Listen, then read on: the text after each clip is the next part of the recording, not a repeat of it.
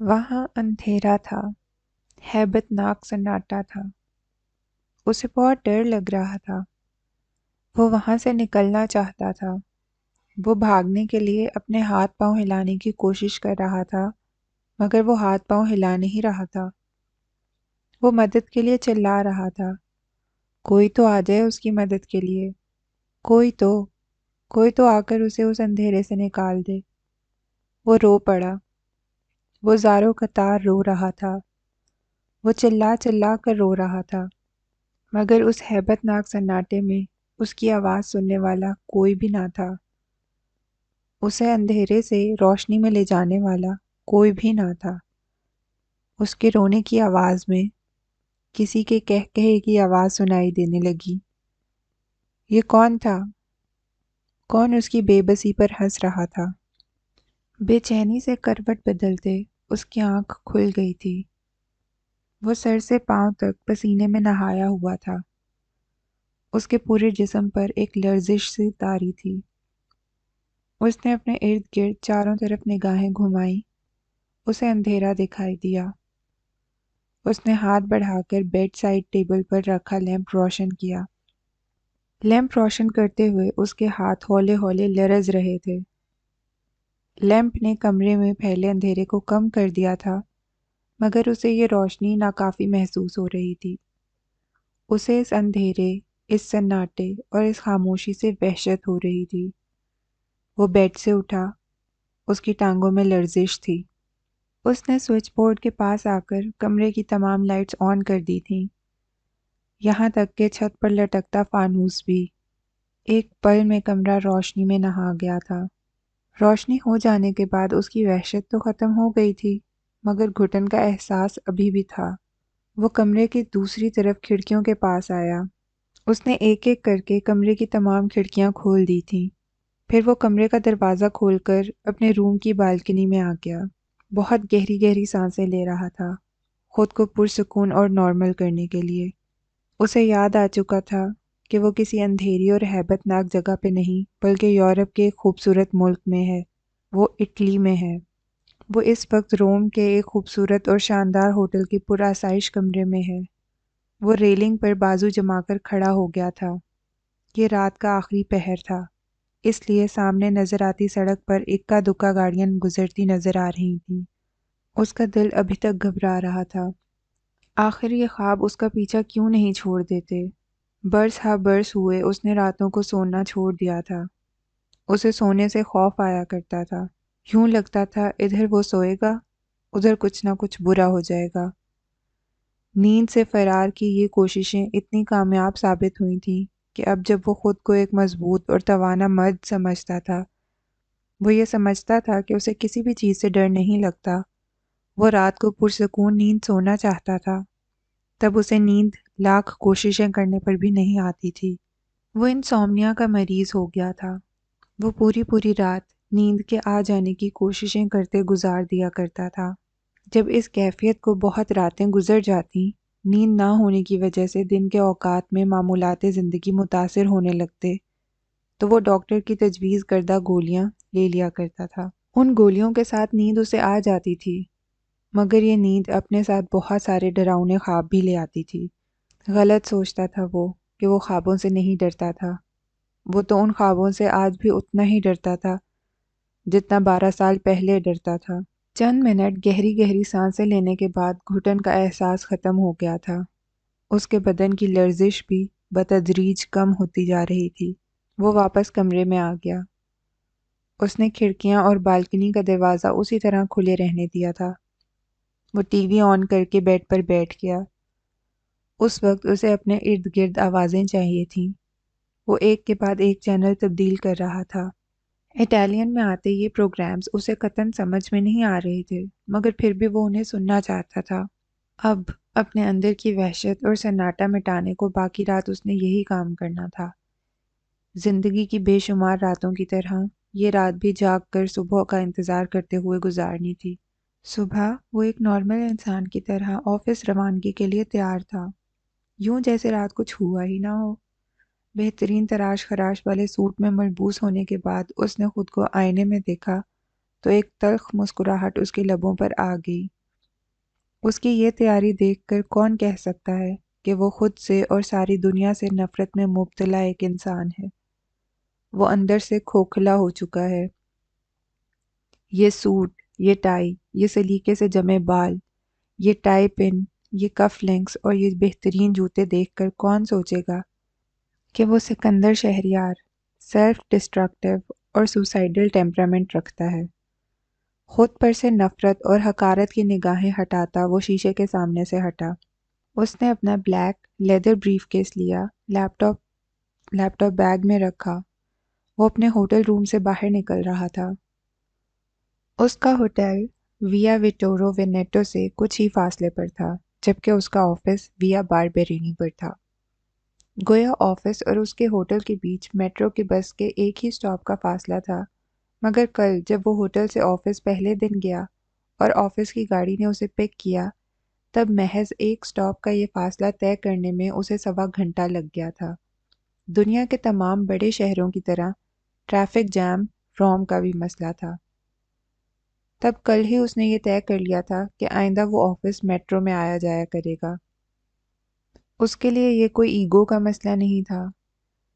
روم کا under ground train system London اور Paris جتنا مربوط تو نہ تھا، مگر پھر بھی ٹریفک جام میں پھنسنے سے بہت بہتر تھا۔ یوں آفس جانے کے لیے ملی گاڑی اور ڈرائیور والی سہولت کو اس نے پہلے ہی خیر بات کہہ دیا تھا۔ میٹرو اسٹیشن پر رش کا حصہ بنا وہ بھی ٹرین میں سوار ہو گیا تھا۔ وہ اپنے ارد گرد کھڑے اور بیٹھے ہوئے رومن مرد اور عورتوں کو دیکھ رہا تھا۔ ان میں سے بیشتر کو اپنے کام پر پہنچنے کی جلدی تھی، مگر اس جلدی اور بھاگ دوڑ والے انداز کے باوجود بھی ان میں سے کوئی بھی ایسا شخص نظر نہیں آ رہا تھا جو خوش لباس نہ ہوتا۔ فیشن اور سٹائل وہاں کے لوگوں کے لیے ایک بہت سنجیدہ بات ہے۔ عورتوں کے لباس، ان کا make up, hand bags, sandals, مردوں کے سوٹس، ٹائیاں، جوتے، بریف کیس، ہر کچھ فیشن کے عین مطابق تھا اور بے حد سٹائلش تھا۔ ٹھیک ہی کہا جاتا تھا کہ رومنز بڑے کلاسی اور سٹائلش لوگ ہوتے ہیں۔ اسے اگلے ہی اسٹیشن پر اترنا تھا اور اس کا اسٹیشن فوراً ہی آ گیا تھا۔ ویا باربیرینی پر میٹرو اسٹیشن سے بہت نزدیک ہی اس کا آفس تھا۔ یہ اس کی دوحہ میں اپنا ہیڈ آفس رکھتی ملٹی نیشنل کمپنی کا جنوبی یورپ میں واقع ہیڈ کوارٹر تھا۔ وہ آفس آ گیا تھا۔ وہ جن کاموں کی انجام دہی کے لیے وہاں بھیجا گیا تھا ان میں مصروف ہو گیا۔ آفس میں جن لوگوں سے اس کا واسطہ پڑ رہا تھا ان سے کل اور آج رسمی ہائی ہیلو کے بعد اس کی صرف اور صرف پروفیشنل نوعیت کی گفتگو ہوئی تھی۔ کام کی بات مکمل پیشہ ورانہ انداز میں۔ شام کے 5 بج رہے تھے۔ اسے یہاں سے جا کر کچھ نہیں کرنا تھا۔ اپنے ہوٹل روم میں بند ہو جانا تھا یا شاید روم کی گلیوں کوچوں میں تنہا پھرنا تھا، اور اس میں سے کوئی بھی چیز اس کے لیے ایسی کشش نہ رکھتی تھی کہ وہ آفس سے جلدی اٹھنے کی خواہش رکھتا۔ مگر چونکہ آفس کا ٹائم ختم ہو چکا تھا، ایک ایک کر کے سارا آفس خالی ہو رہا تھا، سو وہ بھی آفس سے نکل آیا تھا۔ اسے راستے کا 2 دن میں کچھ اندازہ ہو گیا تھا اور اس کی جیب میں روم کا بڑا جامع نقشہ بھی موجود تھا، گویا راستے بھٹکنے کا امکان نہ تھا۔ چنانچہ بجائے میٹرو اسٹیشن کی طرف جانے کے اس نے پیدل اپنے ہوٹل تک جانے کا فیصلہ کیا۔ یہ جون کا مہینہ تھا اور روم میں موسم خاصا خوشگوار تھا۔ سورج آج کل تقریباً 8:45 بجے غروب ہوا کرتا تھا، سو ان دنوں یہاں شامیں بہت لمبی ہوتی تھیں۔ وہ ویا باربیرینی سے ویا وینیٹو کی طرف جا رہا تھا۔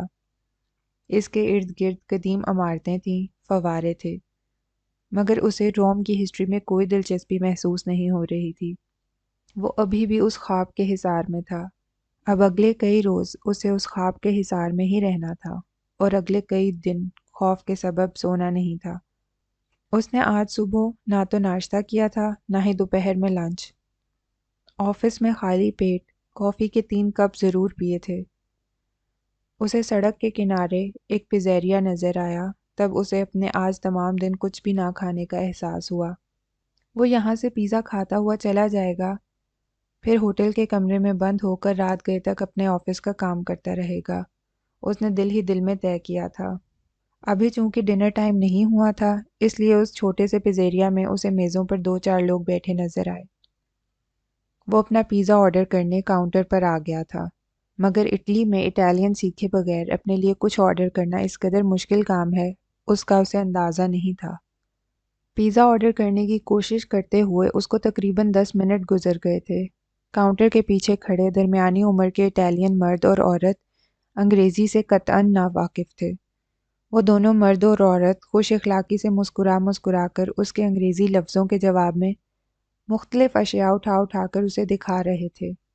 اچھا، وہ اپنے پیزا کی یہ ٹاپنگ چاہتا ہے، فلاں طرح کے مشرومز کا اضافہ چاہتا ہے، نہ جانے وہ اسے کیا کیا اٹھا کر دکھا رہے تھے۔ ساتھ ان اشیاء کے نہ جانے کیا کیا اٹالین نام لے رہے تھے۔ وہ دونوں تحمل سے اسے اپنا وقت دے رہے تھے۔ وہ اس بیکار کی مشقت سے بیزار ہو گیا تھا۔ بہتر یہی ہے کہ وہ اپنے ہوٹل جا کر کھانا کھائے، جہاں انگریزی سمجھی بھی جاتی ہے اور بولی بھی جاتی ہے۔ قریب تھا کہ وہ انگریزی میں ہی ان دونوں کا شکریہ ادا کرتا وہاں سے پلٹ جاتا کہ اچانک ہی بالکل پیچھے والی میز سے اٹھ کر ایک اٹالین لڑکی اس کے پاس آئی۔ "May I help you?" وہ بڑی شستہ انگریزی میں اس سے مخاطب ہوئی تھی۔ اس نے چونک کر اس لڑکی کی طرف دیکھا، وہ مسکراتے ہوئے اسے دیکھ رہی تھی۔ اس نے سر اس بات میں ہلایا۔ اتنا وقت یہاں کھڑے ہو کر برباد کر چکا تھا، تو اب یہاں سے کھانا کھا کر ہی جانا چاہیے، اس نے دل میں سوچا تھا۔ وہ ابھی اس لڑکی کو انگریزی میں یہ سمجھانا ہی چاہتا تھا کہ وہ کس طرح کا پیزا آرڈر کرنا چاہتا ہے کہ وہ بڑی روانی سے گٹ پٹ کرتی سامنے کھڑے مرد اور خاتون سے اٹالین میں چند جملے بولی۔ جملے اگر الفاظ توڑ کر بھی بولے گئے ہوتے تب بھی اس کے سر کے اوپر ہی سے گزرنے تھے۔ کاؤنٹر کے پیچھے کھڑی عورت سی کہتی مسکراتے ہوئے اندر غالباً کچن میں چلی گئی تھی، جبکہ مرد اس اٹالین لڑکی سے اٹالین میں ہی کچھ بات کرنے لگا تھا۔ وہ زبان غیر میں باتیں کرتے ان دو افراد کو خاموشی سے دیکھ رہا تھا۔ مرد کے مسکرا کر اپنی طرف دیکھنے سے اسے اتنا اندازہ ہو رہا تھا کہ گفتگو اس کی بابت ہو رہی ہے۔ "یہ آپ سے معذرت کر رہے ہیں کہ آپ کو زحمت ہوئی ہے." لڑکی اب اس سے مخاطب ہوئی تھی۔ گویا اٹالین جملوں کا انگریزی ترجمہ اور خلاصہ بیان کیا گیا تھا۔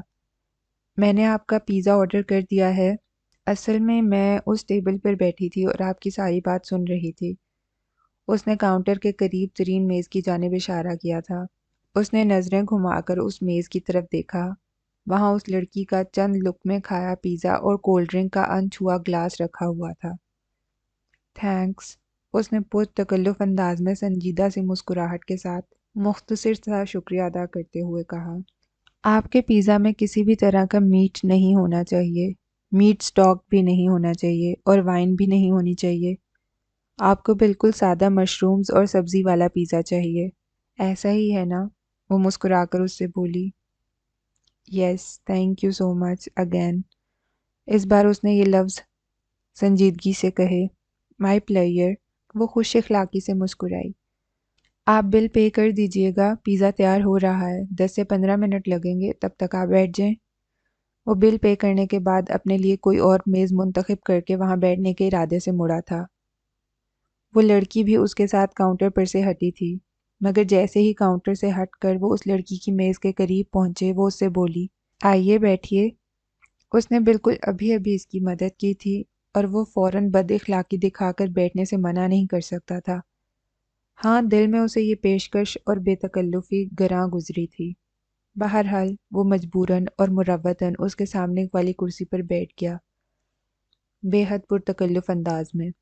نیکسٹ ٹائم آپ کو اپنے لیے کچھ آرڈر کرنا ہو یا کچھ کھانے پینے کی چیزیں لے رہے ہوں آپ، تو ان کے اجزاء دیکھنا چاہیں تو پورک کے لیے سٹروٹو کا لفظ یاد رکھیے گا اور وائن کے لیے وینو کا، اور آپ کو یہ دونوں چیزیں اپنے کھانے میں نہیں چاہیے۔ اس کے لیے سینزا کا لفظ استعمال کیجیے گا۔ وہ مسکرا کر اسے بتا رہی تھی۔ غالباً اسے بلا وجہ اور بے بات مسکرانے کی بہت عادت تھی۔ اسے جھنجھلاہٹ ہو رہی تھی۔ اس وقت اس کا کسی سے بھی خوش اخلاقی دکھانے اور گفتگو کرنے کا موڈ نہ تھا، مگر اس سے مدد لینے کی حماقت وہ کر بیٹھا تھا اور اس کا خمیازہ تو بھگتنا ہی تھا۔ اس نے سنجیدگی سے صرف اس کی بات سنی تھی، جواب میں کچھ بھی نہیں بولا، مگر اس باتونی لڑکے کو اس کے کچھ بولنے یا نہ بولنے سے کچھ فرق نہیں پڑ رہا تھا۔ وہ اسی طرح مسکراتے ہوئے اسے مزید بتا رہی تھی۔ اٹالین زیادہ مشکل زبان نہیں ہے۔ اٹالین کے بہت سے الفاظ تو آپ یقیناً پہلے سے ہی جانتے ہوں گے۔ پاستا، جلیٹو، ایسپریسو، پاپوچینو، پاپاریزی۔ وہ اپنی آنکھوں پر لگے اسٹائلش سے گلاسز کو ہاتھوں سے سیٹ کرتے ہوئے بولی۔ وہ 26-27 سال کی ایک خوش شکل لڑکی تھی۔ اس نے بلیک کلر کی کیپری پینٹ ریڈ کلر کے اسٹائلش ٹاپ کے ساتھ پہن رکھی تھی۔ اس کے سلکی بال سرخی مائل براؤن کلر کے تھے اور اس نے ان کی اونچی کر کے پونی بنا رکھی تھی۔ لبوں پر سرخ رنگ کی لپسٹک لگی تھی۔ اس کے خوبصورتی سے تراشے ناخنوں پر سرخ رنگ کی نیل پالش لگی ہوئی تھی۔ اس کے بلیک فریم والے اسٹائلش اور فیشن کے مطابق گلاسز دیکھ کر ہی پتہ چل رہا تھا کہ وہ ڈیزائنر گلاسز ہیں، شاید ارمانی کے یا اسی کی ٹکر کے کسی اور ڈیزائنر کے۔ دیگر تمام اٹالینز کی طرح فیشن اور سٹائل یقیناً اس کے لیے بھی بہت اہمیت رکھتا تھا۔ اس کے انداز شاہانہ تھے اور اس کی شخصیت میں ایک وقار تھا۔ جب وہ اس کے بالکل سامنے بیٹھی اس سے گفتگو کر رہی تھی تو بغیر کسی دلچسپی کے ہی صحیح پر وہ اسے دیکھ تو رہا تھا۔ کاؤنٹر کے پیچھے کھڑا مرد ان کی میز پر آ کر اس کا پیزا سرو کر رہا تھا۔ وہ لڑکی مسکرا کر اس سے بولی تھی، گریشیس۔ البرٹو مسکراتا ہوا وہاں سے پلٹ گیا۔ میں نے اس کو شکریہ بولا ہے، یہ تو پتہ ہوگا نا آپ کو؟ جی۔ اس کے طویل جملوں کے جواب میں اس کے جملے 1 یا 2 الفاظ سے زیادہ طویل نہیں تھے۔ البرٹو اور سلویا میاں بیوی ہیں اور میں چھوٹی سی تھی جب سے یہ دونوں یہ پیزیریا چلا رہے ہیں۔ جن معلومات کے حصول میں اسے کوئی دلچسپی نہیں تھی وہ اسے فراہم کر رہی تھی۔ اس گلے پڑی مصیبت سے پیچھا چھڑانے کا واحد طریقہ اسے یہ سمجھ میں آیا کہ اپنا پیزا کھانا شروع کر دے۔ کھانا ختم کرتے ہی وہ اس سے معذرت کر کے وہاں سے اٹھ جائے گا۔ سکندر کو کھانا شروع کرتے دیکھ کر اس نے بھی اپنا ٹھنڈا ہو چکا پیزا کھانا شروع کر دیا تھا۔ آپ نے بالکل ٹھیک کیا کہ پیزا کھانے پیزیریا آئے ہیں۔ آپ کو صحیح معنوں میں اٹالین پیزا کا جو مزہ ان چھوٹے چھوٹے پیزیریا میں ملے گا وہ بڑے ہوٹلوں میں نہیں مل سکتا۔ رومن پیزا کی خاصیت یہ ہے کہ اس کا کرسٹ بہت پتلا ہوتا ہے اور اٹالین پنیر کا جو مزہ آپ کو اس میں ملے گا وہ کہیں اور نہیں مل سکتا۔ اٹلی سے باہر دیگر بیشتر ممالک میں جو پیزا لوگ بڑے شوق سے کھاتے ہیں وہ عموماً پیزا کا امریکن ورژن ہوتا ہے۔ ان بیچاروں نے کبھی اصلی اٹالین پیزا کا مزہ ہی نہیں چکھا ہوتا، اس لیے وہ اسی پر خوش ہو جاتے ہیں۔ وہ اس طویل گفتگو میں دلچسپی رکھتا بھی ہے یا نہیں، اسے پیزا کے اٹالین اور امریکن فرق معلوم کرنے میں کوئی ذرا سی بھی دلچسپی ہے یا نہیں، اس بات سے بے نیاز وہ کھاتے ہوئے مسلسل بولنے میں مگن تھی۔ اس کی انگریزی بڑی رواں اور شستہ تھی۔ اس کا لہجہ برٹش تھا، مگر پھر بھی اس کی انگریزی میں کہیں کہیں اٹالین تلفظ کی ہلکی سی جھلک محسوس ہو رہی تھی۔ وہ پیزا کھاتے ہوئے کچھ سوچ کر مسکرائی تھی۔ اتنی دیر سے آپ کے ساتھ بیٹھی ہوں اور میں نے اپنا تعارف بھی نہیں کرایا۔ وہ جواباً خاموش رہا۔ پیزا کا نوالہ لیتے ہوئے اس نے محض خاموشی سے اسے دیکھا تھا۔ میں لیزا ہوں۔ وہ اب اس کی طرف ان نظروں سے دیکھ رہی تھی کہ وہ بھی اپنا تعارف کروائے۔ سکندر، ٹورسٹ ہیں آپ؟ روم گھومنے آئے ہیں؟ نہیں، آفیشل کام سے۔ اب قبل اس سے کہ اس کا مزید تعارف حاصل کرنے کی کوشش کی جاتی، یہ گفت و شنید جس میں اسے رتی برابر بھی دلچسپی نہ تھی مزید ذاتیات کی طرف جاتی، وہ اپنے پیزا کا آخری لقمہ کھا کر چھری اور کانٹا میز پر رکھتے ہوئے اس سے بولا، آپ کا بہت شکریہ لیزا، آپ نے میری بہت مدد کی۔ اب میں چلتا ہوں، مجھے دیر ہو رہی ہے۔ اس نے زبردستی چہرے پر مروت اور شائستگی کی مسکراہٹ سجائی۔ وہ جواباً خوش دلی سے مسکرائی تھی۔ اس نے چھری اور کانٹا پلیٹ پر رکھ کر اس کی طرف ہاتھ بڑھایا۔ چاؤ سکندر، آپ سے مل کر خوشی ہوئی۔ سکندر نے اس کا بڑھا ہاتھ مسافے کے لیے تھام لیا تھا۔ چاؤ لیزا۔ اس نے بھی اٹالین ہی انداز میں اسے خدا حافظ کہا۔ چہرے پر خوش اخلاقی والی ہلکی سی مسکراہٹ رکھے وہ اپنے ہوٹل کی طرف جانے والے راستے پر رواں تھا۔ وہ پتھروں سے بنی کئی 100 سال قدیم اسٹریٹ سے گزر رہا تھا۔ ارد گرد کئی 100 سال پرانی عمارتیں تھیں۔ اس سڑک پر بھی ایک فوارہ تھا۔ ایسا لگتا تھا روم کی ہر سڑک پر، ہر گلی میں ایک فوارہ تھا۔ کئی جگہ یہ محض خوبصورتی کے لیے تھے اور کئی جگہ پانی پینے کے لیے۔ 16ویں اور 17ویں صدی میں بنائے گئے یہ فوارے زیادہ تر اس زمانے میں لوگوں کی پانی کی ضروریات پوری کرنے کے لیے بنائے گئے تھے۔ بغیر راستہ بھٹکے وہ اپنے ہوٹل تک پہنچ گیا تھا۔ اس کے ہوٹل کی بلڈنگ بھی 16ویں صدی میں کسی رومن بادشاہ کے لیے بنایا گیا ایک محل تھی، جسے بعد میں نئے سرے سے تعمیر کر کے اس ہوٹل کی شکل دی گئی تھی۔ ہوٹل میں تمام تر جدتیں اور جدید ترین سہولیات موجود تھیں، مگر اس طرح کہ اس کی اصل شکل اور تاریخی حیثیت بھی برقرار رکھی گئی تھی۔ کھانا وہ کھا کر آ چکا تھا، اب رات گئے تک اسے خود کو آفس کے کاموں میں مصروف رکھنا تھا۔ اس نے روم سروس کال کر کے اپنے لیے کافی منگوائی تھی اور خود کو کاموں میں غرق کر لیا۔ وہ گزری رات کے خواب کو آج کسی بھی قیمت پر سوچنا نہیں چاہتا تھا۔ وہ دوپہر سے گھر سے نکلی ہوئی تھی۔ وہ آج کل ویا باربرینی کے پاس کئی 100 سال قدیم پتھروں سے بنی ایک ذیلی سڑک اور اس سڑک پر موجود 16ویں صدی میں بنائی گئی چند بلڈنگز کو پینٹ کر رہی تھی۔ وہ اپنا ایزل، کینوس، پینٹ اور برش لے کر دن کے ان اوقات میں جب وہاں لوگوں کی زیادہ آمد و رفت نہیں ہوا کرتی تھی، تب وہاں آ جایا کرتی تھی۔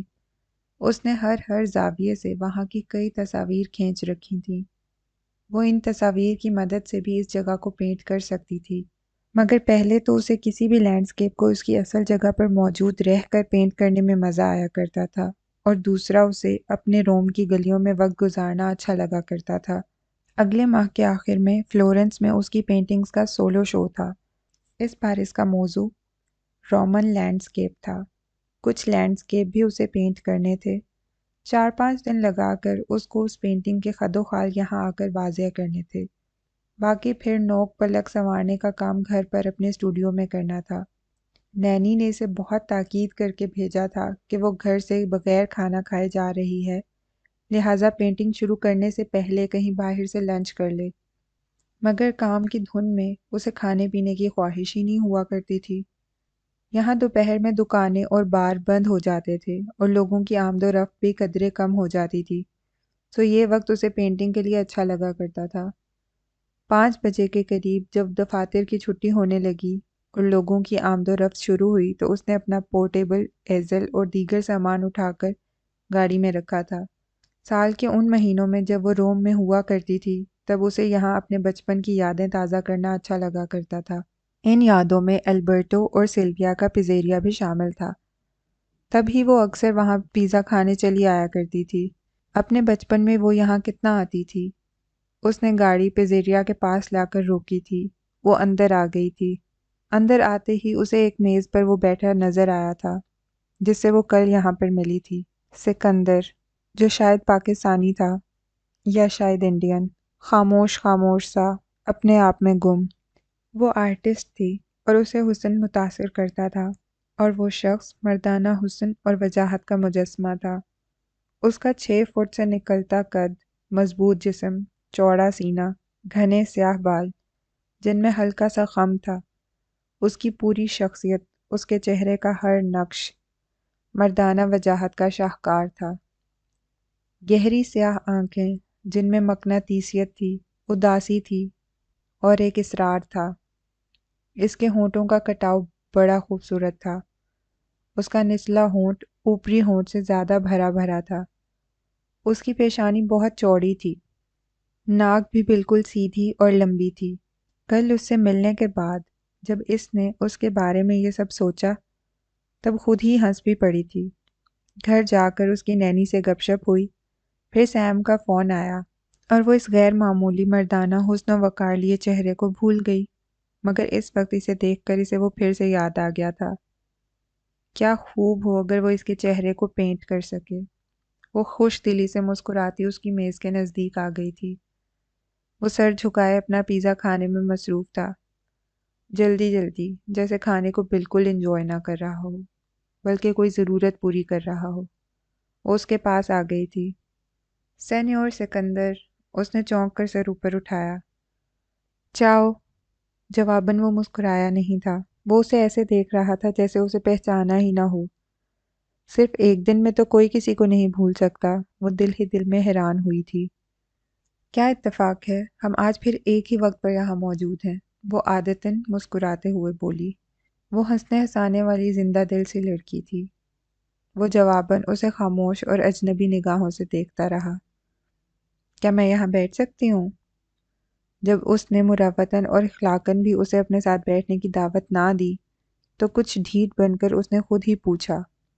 کیا وہ واقعی اسے نہیں پہچانا تھا؟ کل وہ اتنی دیر تک ساتھ بیٹھے تھے، انہوں نے ساتھ بیٹھ کر پیزا کھایا تھا، اسے اس کا پیزا آرڈر کرنے میں مدد بھی اس نے دی تھی، یہاں تک کہ اس کا اپنا پیزا ٹھنڈا ہو گیا۔ یہاں اور میزیں بھی خالی ہیں، آپ وہاں بیٹھ جائیں۔ وہ سنجیدگی سے اسے کھرا صاف انکار کر کے دوبارہ سر جھکا کر کھانا کھانے لگا تھا۔ اس کا لہجہ یا الفاظ بدتمیزی والے نہیں تھے، مگر سرد، خشک اور سپاٹ ضرور تھے۔ وہ اس کی وہاں موجودگی سے بے نیاز سر جھکا کر دوبارہ کھانا کھا رہا تھا۔ اپنی اس عزت افزائی پر اس کے 14 طبق روشن ہو گئے تھے۔ شرمندہ سی ہوتے وہ ایک دم ہی خاموشی سے اس کی میز کے سامنے سے ہٹ گئی تھی۔ شرمندگی اور غصہ محسوس کرتی وہ کاؤنٹر پر آ کر البرٹو سے بات کرنے لگی تھی۔ البرٹو کو یہ بتانے کی تو ضرورت نہیں تھی کہ اسے کیسا پیزا چاہیے، وہ یہاں آ کر ہمیشہ ایک ہی طرح کا پیزا کھایا کرتی تھی۔ البرٹو سے ہائے ہیلو اور خیر و عافیت دریافت کرتے اس نے مڑ کر دیکھا تو جس میز پر وہ بیٹھا تھا وہ اب خالی تھی۔ وہ اپنا کھانا ختم کر کے وہاں سے جا چکا تھا۔ وہ اس کی بد اخلاقی اور بد تہذیبی پر حیران تھی۔ لگا تو اس کو تعلیم یافتہ تھا وہ، مگر اس درجے بد تہذیب؟ وہ حیران بھی ہوئی تھی اور اس کا موڈ بھی خراب ہوا تھا۔ یہ خراب موڈ اس وقت مزید خراب ہو گیا تھا جب گھر آتے ہی اس نے وکٹوریہ کی کال ریسیو کی۔ اپنی ماں سے بات کرنا اس کے لیے کبھی بھی خوشگوار ثابت نہیں ہوا کرتا تھا، سو ایسا ہی آج بھی ہوا تھا۔ پہلے منٹ اس کی خیریت پوچھنے اور اس سے محبت کا اظہار کرنے کے بعد اگلے منٹ وہ اپنے اصل مقصد اور کام کی بات پر آ گئی تھیں۔ میں ریہیب سینٹر سے آ گئی ہوں، اب اپنی ساری زندگی الکوہل کو ہاتھ بھی نہیں لگاؤں گی۔ مجھے کچھ پیسے چاہیے لیزا، جیسے ہی مجھے جاب ملے گی میں تمہارے پیسے واپس کر دوں گی۔ اس کے لبوں پر تلخ مسکراہٹ آئی تھی۔ محبت میں، پیار میں، یاد آنے پر وہ کبھی بھی یاد نہیں کی جاتی تھی۔ جب پیسوں کی ضرورت پیش آتی تھی تب ہی یاد آیا کرتی تھی۔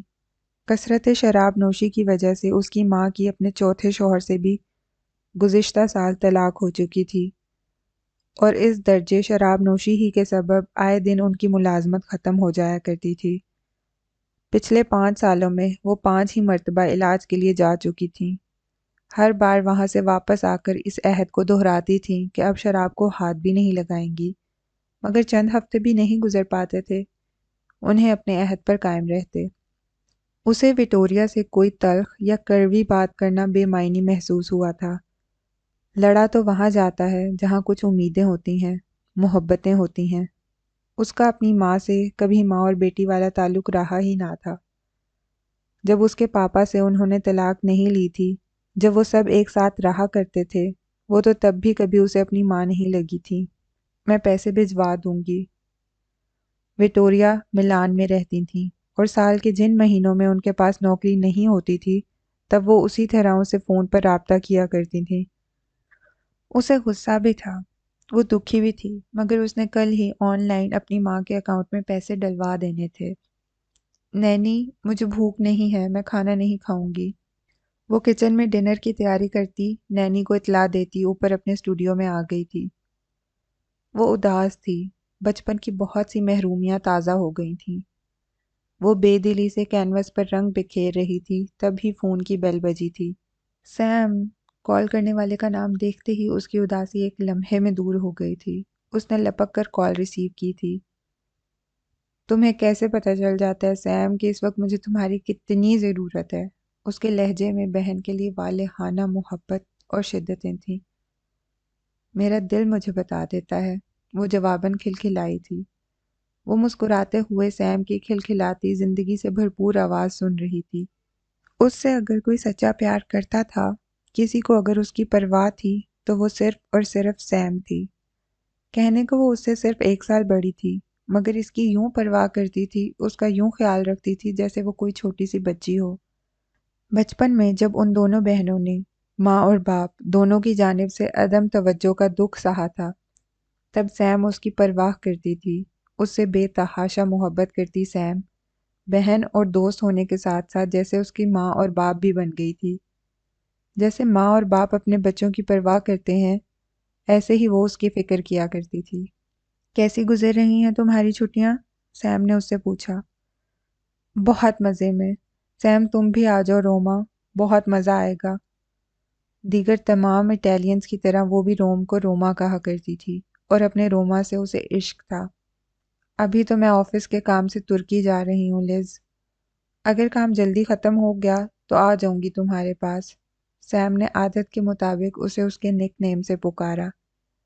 یہ نک نیم اسے دیا بھی اسی نے تھا اور اس سے پکارا بھی وہی کرتی تھی۔ اس نے سیم کو ماں کے فون کی بابت بتایا۔ سیم اس کے مقابلے میں بہت مضبوط اور بہادر تھی۔ وہ اب بھی بردباری اور پیار سے سمجھا رہی تھی۔ کیوں ممی پاپا کے بارے میں سوچ سوچ کر اپنا دل دکھاتی ہو لیز؟ وہ دونوں جیسے ہیں ایسے ہی رہیں گے۔ ممی کو پیسے بھجوا دو، مگر پلیز یہ سوچنا اور دل جلانا چھوڑ دو وہ ایسی کیوں ہیں، وہ ویسی کیوں ہیں۔ تم روما اپنی چھٹیاں انجوائے کرنے آئی ہو، خوب انجوائے کرو، اور اب مجھے یہ بتاؤ کہ تمہاری پینٹنگز مکمل ہو گئی ہیں۔ سیم نے اس کا موڈ تبدیل کرنے کے لیے فوراً ہی گفتگو کا موضوع اس کی سولو ایگزیبیشن کی طرف موڑ دیا تھا۔ سیم سے اس کی بات پورا 1 گھنٹہ ہوتی رہی تھی، اور اس 1 گھنٹے کے بعد جب وہ فون بند کر رہی تھی تب اسے یاد بھی نہیں رہا تھا کہ گھنٹہ بھر پہلے وہ کس بات سے اداس اور دکھی تھی۔ آفس میں وہ اور رابرٹو ساتھ بیٹھے ایک کانٹریکٹ پر نظر ثانی کر رہے تھے۔ رابرٹو بھی اسی کی طرح ان کی کمپنی میں ایک لیگل ایڈوائزر تھا۔ جنوبی یورپ میں ان کی کمپنی کی جو لیگل ٹیم کام کر رہی تھی، اس کا ایک ذہین وکیل۔ وہ دونوں انتہائی سنجیدگی سے آپس میں پیشہ ورانہ گفتگو کر رہے تھے جب رابرٹو کے آفس کے دروازے پر ایک کھنکتی ہوئی آواز سنائی دی۔ اس کے آفس میں اپنے عارضی قیام کے دوران اسے ایک علیحدہ کیبن فراہم کیا گیا تھا، مگر کسی نہ کسی ڈسکشن یا میٹنگ کے لیے اس کا زیادہ وقت رابرٹو کے آفس میں ہی گزرتا تھا۔ اس نے اور رابرٹو نے اس خوبصورت نسوانی آواز کی طرف نظریں گھما کر دیکھا۔ انہیں صبح اور دن کے وقت کا اٹالین میں سلام کرتی لڑکی کوئی اور نہیں، اسے پیزیریا میں ملی لڑکی ہی تھی۔ کیا روم اتنا چھوٹا شہر تھا جہاں یہ لڑکی اسے بلا وجہ بار بار ٹکرا رہی تھی؟ وہ اسے دیکھ کر خواہ مخواہ چڑھا تھا۔ وہ زبردستی بے تکلف ہونے کی کوشش کرتی تھی اور یہ چیز اسے اس لڑکی سے چڑ دلا رہی تھی۔ چاؤ لیزا، روبرٹو گرم جوشی سے مسکراتا ہوا اپنی کرسی سے اٹھا تھا۔ وہ انتہائی پرتپاک اور دوستانہ انداز میں اس کا خیر مقدم کر رہا تھا۔ میں اندر آ جاؤں؟ یہ بھی کوئی پوچھنے کی بات ہے، آؤ بیٹھو۔ سکندر نے ایک نظر اس پر ڈالنے کے بعد فوراً ہی کانٹریکٹ کے صفحات اپنے سامنے کر لیے تھے۔ وہ سنجیدگی سے ان کا مطالعہ کرنے لگا تھا، مگر وہ محسوس کر رہا تھا کہ وہ اسے دیکھتے ہوئے اندر داخل ہوئی ہے، اس لیے پوچھ رہی تھی کہ کہیں تم بزی نہ ہو۔ لیزا روبرٹو کو جواب دیتی سکندر کے برابر رکھی کرسی پر بیٹھ گئی تھی۔ روبرٹو اپنی کرسی پر بیٹھ گیا۔ وہ دونوں اٹالین میں بات کر رہے تھے اور اسے سلام سے ہٹ کر ان دونوں کی گفتگو کا ایک بھی لفظ سمجھ نہیں آیا تھا۔ ہاں، یہ ضرور پتہ چل رہا تھا کہ دونوں آپس میں بے تکلف ہیں، غالباً دوست ہیں۔ ہائے، چونکہ اس بار اسے مخاطب کیا گیا تھا اس لیے اسے کانٹریکٹ پر سے نظریں اٹھا کر اسے دیکھنا پڑا۔ ہیلو، وہ جواباً سنجیدگی سے بولا۔ آپ نے پہچانا مجھے؟ وہ اس سے انگریزی میں مخاطب تھی۔ یہ سوال اس نے بظاہر مسکرا کر پوچھا تھا، مگر وہ جانتا تھا وہ اس روز پیزیریا میں اس کے اسے نہ پہچاننے کا تاثر دینے کا قدرے جتانے والے انداز میں حوالہ دے رہی تھی۔ جی، آپ لیزا ہیں، آپ نے پیزیریا میں مجھے پیزا آرڈر کرنے میں مدد دی تھی۔ وہ چہرے پر بغیر شرمندگی کا کوئی تاثر لائے اسی سنجیدگی سے بولا تھا۔ اوہ، تو میں آپ کو یاد ہوں، اور میں سمجھ رہی تھی شاید آپ مجھے پہچانے ہی نہیں ہیں۔ وہ پھر مسکرا کر درِ پردہ طنز کر رہی تھی۔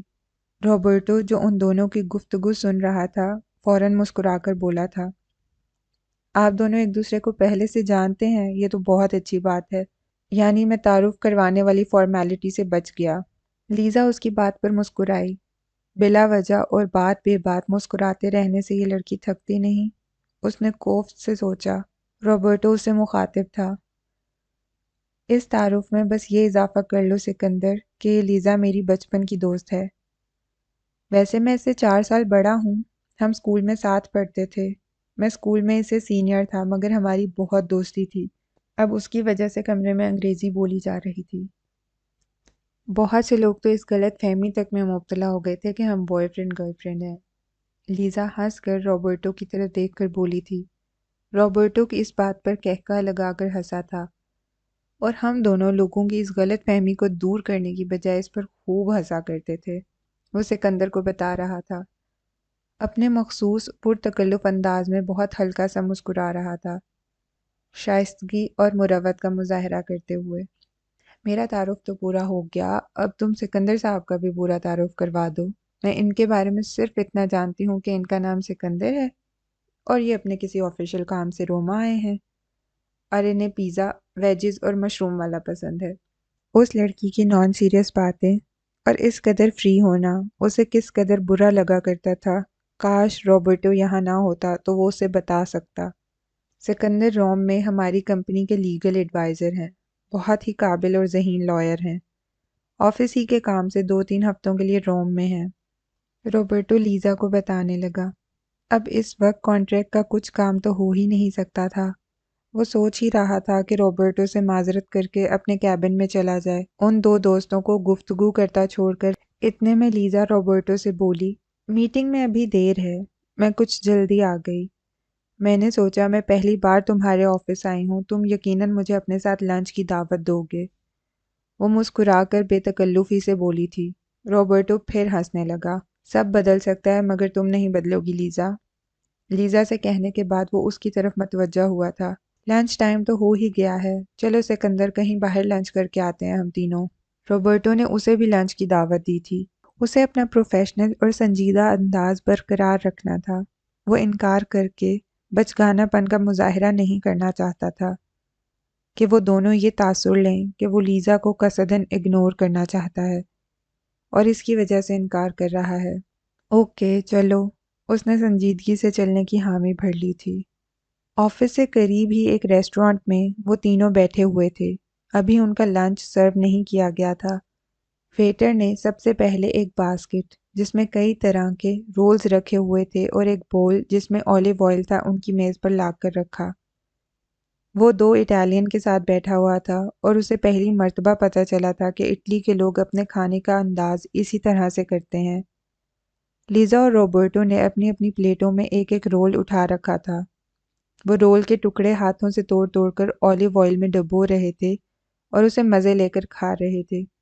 उसे भी ऑफ़र की गई तो उनके खानों के तौर तरीकों का साथ देने के लिए चंद वाले रोल के उसने भी ऑलिव ऑयल में डिप करके खा लिए थे। उसी दौरान उनका ऑर्डर करदा खाना सर्व कर दिया गया। वो फ्राइड मशरूम्स और पास्ता खा रहा था। इसके इस नॉन सीरियस एटीट्यूड पे ना जाना सिकंदर, ये काफ़ी संजीदा किस्म की आर्टिस्ट है और ख़ासी महंगी भी। रॉबर्टो लीज़ा की तरफ देखते सिकंदर से हंसते हुए बोला था।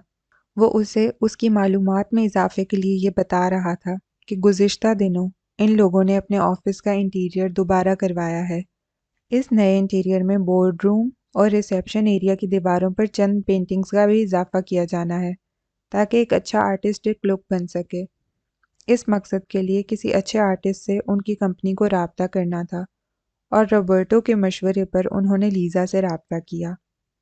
आज इसी हवाले से लीज़ा इनकी कंपनी के कुछ सीनियर एग्जेक्टिव के साथ मीटिंग के लिए आई है, जिसमें उन पेंटिंग्स का मौजू और मुआवजा तय किया जाना था जो लीज़ा उन्हें बनाकर देगी। देखो, पता नहीं ये हमसे अपनी सिर्फ एक पेंटिंग के लिए क्या डिमांड करती है, लीज़ा जवाबन हंसी थी।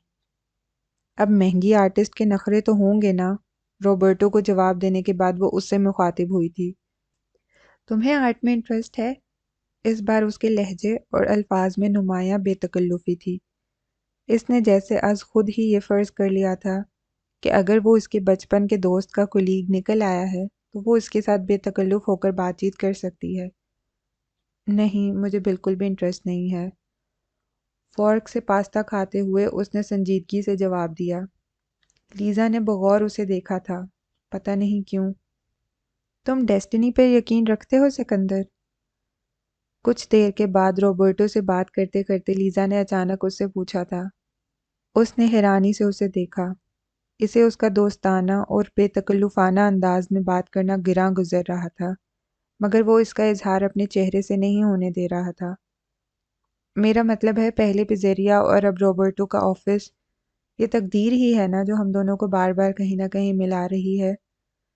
وہ مسکرا کر بولی۔ ہاں شاید، اس نے شانے اچکا کر بے نیازی سے مبہم انداز میں کہا۔ چونکہ انہیں آفس جلدی واپس پہنچنا تھا، اس لیے بقول روبرٹو کے وہ لوگ لنچ جلدی ختم کر کے اٹھ رہے تھے۔ اپنے حساب سے اس نے لنچ کرنے میں 1 گھنٹہ ضائع کر دیا تھا، جبکہ کھانا 10 سے 15 منٹ کے اندر کھا لیے جانے والی چیز تھی۔ روبرٹو ہنستے ہوئے اسے بتا رہا تھا کہ آفس ٹائمنگ کے دوران بھی 1.5 سے 2 گھنٹے کا لنچ اٹالینز کے لیے بڑی عام سی بات تھی۔ وہ لوگ ریسٹورانٹ سے اٹھ رہے تھے جب لیزا نے اسے اپنا فون نمبر دیا۔ کیا پتہ کبھی تمہیں آرٹ میں دلچسپی ہو جائے اور تم مجھ سے کوئی پینٹنگ بنوانا چاہو، وہ بلا وجہ بے تکلف ہوتی مسکرا کر بولی تھی۔ یا قسمت تم دونوں کو ملوانا چھوڑ دے اور ویسے ہی تم لیزا سے ملنا چاہو، روبرٹو مسکرا کر بولا تھا۔ وہ لیزا کو چھیڑ رہا تھا۔ لیزا ہنسی تھی۔ ہاں بالکل۔ وہ تینوں آفس آ گئے تھے۔ لیزا اپنی میٹنگ کے لیے چلی گئی تھی، جبکہ وہ آنے کے ساتھ ہی اپنے کیبن میں آ گیا تھا۔ اس طویل لنچ میں اچھا خاصا وقت برباد ہو گیا تھا۔ وہ سنجیدگی سے فوراً اپنے کاموں میں مصروف ہو گیا۔ لیزا بہت اچھی لڑکی ہے۔ اگلے روز وہ اور روبرٹو آفس میں بیٹھے تھے۔ کام کے دوران جب کافی کے لیے وقفہ کیا گیا تب کافی کے گھونٹ لیتا روبرٹو اپنی بیوی اور بچے کی بات کرتے کرتے ایک دم ہی لیزا کے بارے میں بتانے لگا۔ یا وہ خود ملتی رہے گی یا اس کا ذکر ہوتا رہے گا، ایسے جیسے پتہ نہیں وہ کتنی اہم شخصیت ہے۔ اس نے دل میں بیزاری اور کوفت محسوس کی، پر چہرے پر کچھ ظاہر نہ ہونے دیا۔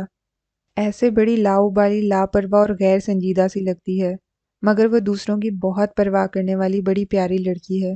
پتہ ہے سکندر، لاسٹ ایئر جب میری بیوی پریگننٹ تھی، ڈیلیوری کا ٹائم بالکل قریب تھا، تب اچانک ہی مجھے آفس کے کام سے 3-4 دنوں کے لیے اسپین جانا پڑا۔ میں اپنی بیوی کے لیے فکر مند تھا۔ میں اس کی ماں اور بہن سے اس کا خیال رکھنے کی تاکید کر کے گیا تھا۔ لیزا ان دنوں چھٹیوں میں روم آئی ہوئی تھی۔ جانتے ہو، جس روز میری بیوی کو ہسپتال جانے کی ضرورت پڑی، تب اس کی ماں اور بہن سے بھی پہلے لیزا اس کے پاس پہنچی تھی۔ وہ اسے ہسپتال لے کر گئی تھی۔ اس قصے میں بہت سی ایسی باتیں تھیں جو اس کی سمجھ میں نہیں آئی تھیں، مگر جب اسے قصے میں ہی کوئی دلچسپی نہ تھی تو کچھ سمجھنے کی ضرورت بھی کہاں تھی۔ اس نے محض سر ہلا کر یہ تاثر دیا کہ اس نے روبرٹو کی لیزا کے متعلق ساری بات سنی ہے۔ اسے اندھیرے سے ڈر لگ رہا تھا، اس کا دم گھٹ رہا تھا، اسے سانس لینے میں مشکل ہو رہی تھی، وہ چلا رہا تھا، وہ رو رہا تھا۔ اسے اندھیرے سے نکلنا تھا۔ کوئی کیوں نہیں آ رہا تھا اسے اندھیرے سے نکالنے؟ وہ مدد کے لیے چلاتا بری طرح رو رہا تھا۔ اسے کسی کے ہنسنے کی آواز سنائی دی تھی۔ وہاں کوئی تھا جو بے بسی سے اس کا تماشا دیکھ رہا تھا، اس پر کہکہے لگا کر ہنس رہا تھا۔ وہ بے چینی اور اضطراب میں کروٹیں بدل رہا تھا۔ وہ پورا کا پورا پسینے میں نہایا ہوا تھا۔ یوں لگ رہا تھا جیسے وہ سوتے میں کہیں چلے جانے، کہیں بھاگ جانے کی کوشش کر رہا تھا۔ اس کے لبوں سے بہت ہلکی ہلکی بچاؤ بچاؤ اور ہیلپ ہیلپ کی آوازیں نکل رہی تھیں۔ بے چینی سے ہاتھ پاؤں چلاتے اس نے ایک دم ہی آنکھیں کھول دی تھیں۔ سکندر، میں چاہتا ہوں تم ہارورڈ میں ایڈمیشن لو۔ کھانے کی میز پر وہ چاروں موجود تھے۔ شہریار خان سکندر سے مخاطب تھے۔ ہارورڈ سے گریجویشن کے بعد پھر وہیں سے لاء پڑھو۔ جی پاپا، وہ مؤدب بنا جواباً گردن ہاں میں ہلا کر بولا تھا۔ زین نے اسے بغور دیکھا تھا۔ اسے سکندر کی فرما برداری اور سعادت مندی والی اس اداکاری سے نفرت تھی۔